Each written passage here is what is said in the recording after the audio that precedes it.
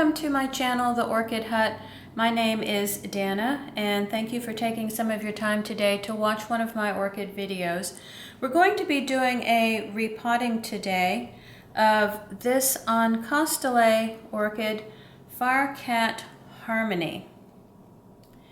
And I have had this orchid now for, probably since the fall of last year. So maybe about, I would say, 5 months now. It was in spike when I purchased it, and it did bloom over the fall, so I'll put a picture of that bloom spike in the upper right-hand corner of the video here. And it is time to repot it because it is starting to get a new growth right here. And as you can see, this is really up against the edge of the plastic pot. And if this growth gets anywhere near the size of the previous one, there just simply will not be room for it in this pot. So, you know, one of the things that I learned about this orchid over the fall is that it does not like warm temperatures at all. It was outside in the fall on some of the warmer days, and it does cause the pseudobulbs to shrivel. It does like to stay moist, and you can tell from this potting that it's probably in pure sphagnum moss. It does, like to stay wet in that moss, and this is typically not how I grow my orchids, so we'll be talking about that in a second as I show you how I'm going to try to adapt it to a little bit different media when I repot it. But this orchid, since it's an intermediate grower, I will need to be keeping it in the house along with my Phalaenopsis and some of my other orchids that like the temperatures indoors a bit better. It does like bright light though, so I think growing in the bay window or under the grow lights will be perfectly fine for it. And, this is, I kind of think of it as an intergeneric hybrid between Oncidium and Oncostele, but I think there's also something to do with Grex in how this orchid is developed, and that's not something that I researched ahead of time. I think of this as more of an Oncidium-type orchid, but it is an intergeneric hybrid type. Okay, so let's get started. I've chosen a round pot for this, but as you can see, it's similar in size to the cube that the orchid is planted in now, and we're going to see what's going on inside here. Okay. So let me scoot this over a little bit, and we're going to pull it out of the pot, see what's going on.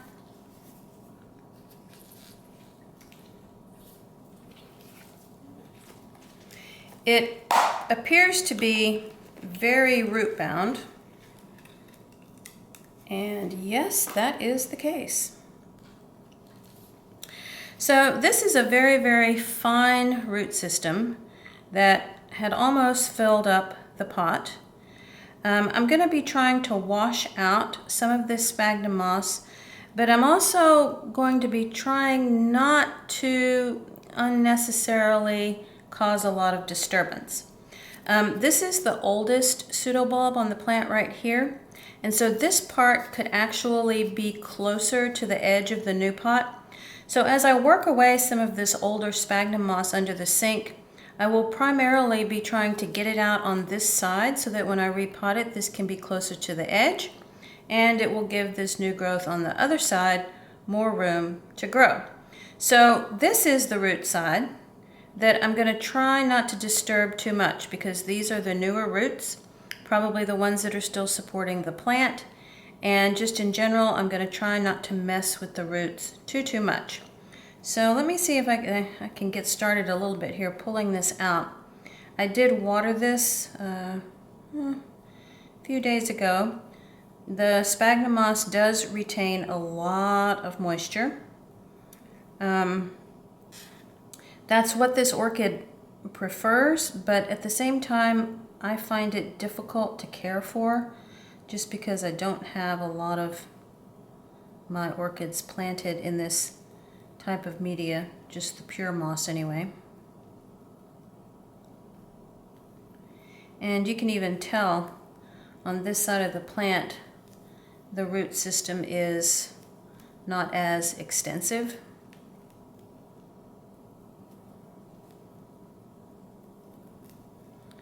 And so by taking this moss out, it's not as disruptive as trying to remove the moss on the side where the roots are thicker. Sometimes on orchids like this, they have an immediate setback when you attempt to repot them. And sometimes the pseudobulbs shrivel for a while. Sometimes they shrivel and they stay that way until you get new growth. But at the same time, this job has to be done to give it more room to grow. So you want to pick the best time of year to tackle something like this. And so the first requirement is that it has been in your environment for several months, adjusting. You don't want to buy an orchid like this and immediately rip it out of the pot unless there's just some dire need to do so. I've kept this one as I received it probably for 5 months now. And you do have to be maybe a little bit more careful about how you're watering it, but it's best to give it time to adjust.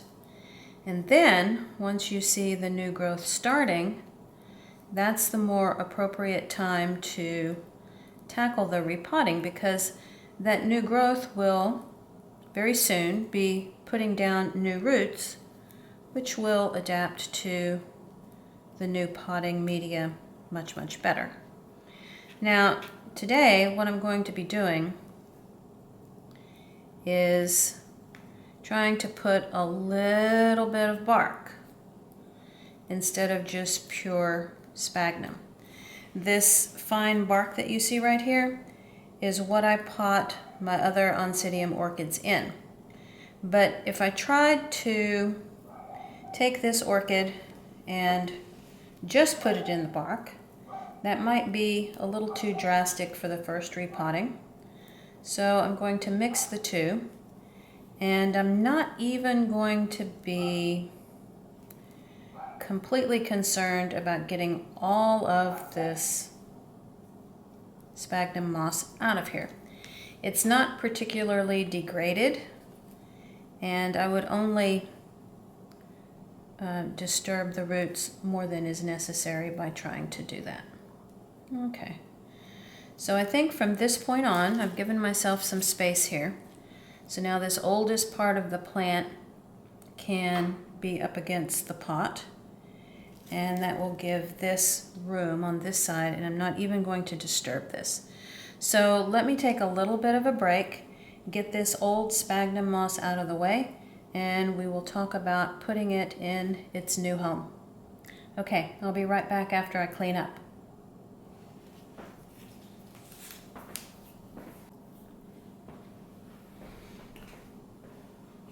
Okay, so back for part 2 here.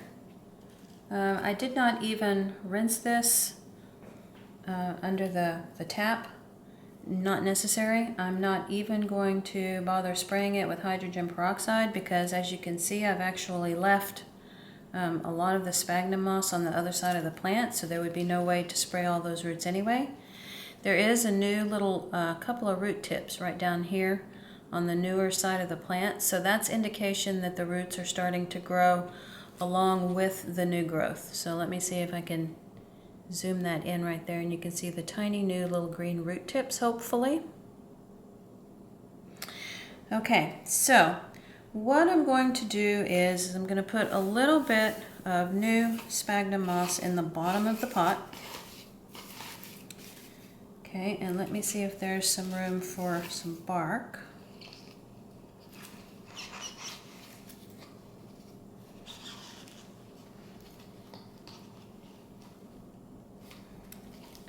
Okay, so it's going to be a tight fit, but I think this orchid actually prefers that. So we're gonna just take a little bit of that sphagnum out and put a little bit of bark instead, just to hold it down. Okay, now I'm gonna be trying to stuff all of these roots in there. And if for some reason I just think this is not working, I always have the option of trimming some of that older root system away, and that would not particularly harm the plant. And then I'm going to push it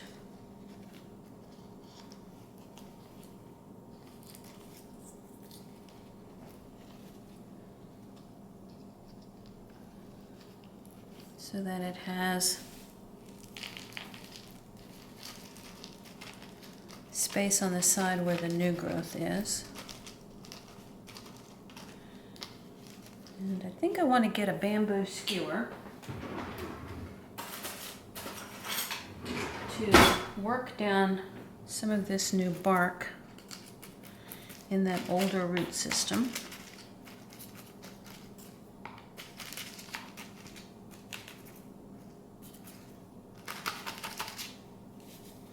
This is not a completely clear pot.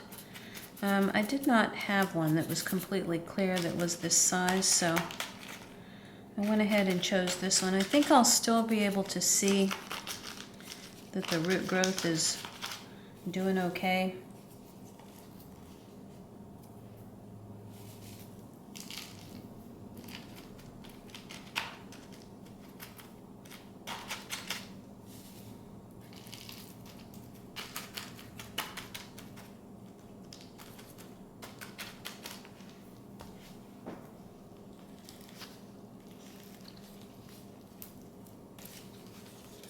This is a bit more of a kind of a drop and plop kind of situation. I was making a conscious choice not to over disturb the roots and still give the new growth a bit more room. And next year, clearly, this same type of situation will need to be done because this orchid is going to grow. Another large pseudobulb hopefully this year, and then next year it will probably need a larger pot once again.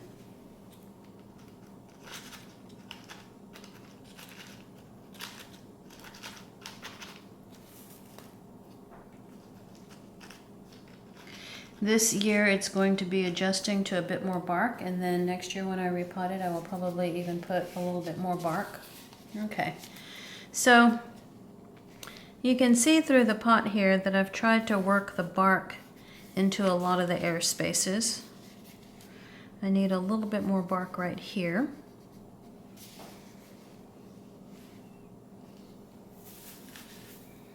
This bark also has some very, very, very fine cork pieces in it, which work themselves down into the smallest of the air spaces.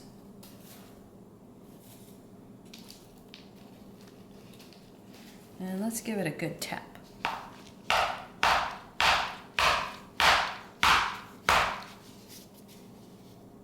Okay, that's looking a bit better. Now, on this side where the newer growth is, you can see now it has room to develop for this year. So we're gonna put some moss down in there, which is what this plant is used to.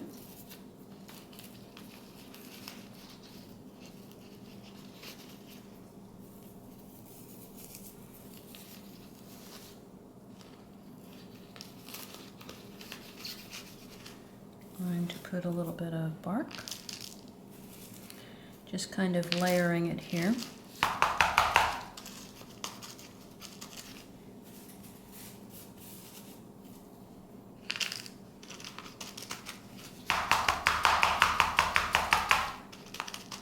I think my neighbor's dog finally stopped barking. It was funny, I heard the barking in the background at the beginning of this video. I have no idea whether or not the recording is going to pick up on the dog barking, but I was finding it a little bit difficult to concentrate on what I was saying when that dog was barking. Although I love my neighbor's dog. She's just cute as a button. Okay.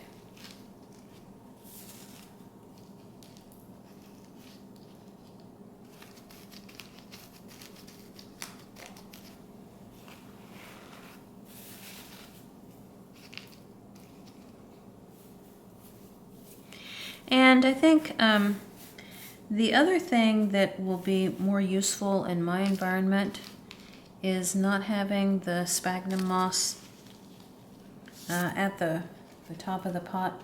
That does tend to promote a whole bunch of algae growth because it's just humid. And even in the house, I find that algae grows, and then it's even worse outside, but this one's going to be inside. Okay, so let's check around the pot here. Okay, so there are some air spaces right here, and it's probably going to be really difficult to work that bark down in there.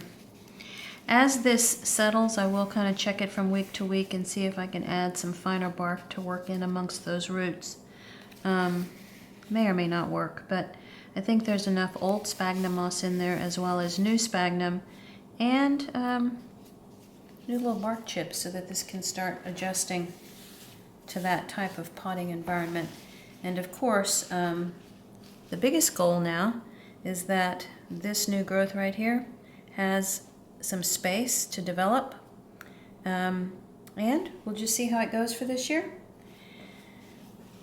I think that turned out pretty well. I'm going to give it a good watering and keep an eye on it to make sure it's staying evenly moist for the next few weeks while it's adjusting to this new repotting. Okay, thanks so much for watching. If you learned something new or enjoyed this video, please give it a thumbs up, and the subscribe button will be coming in the bottom right-hand corner of the screen. Thanks so much for watching again, and talk to you next time.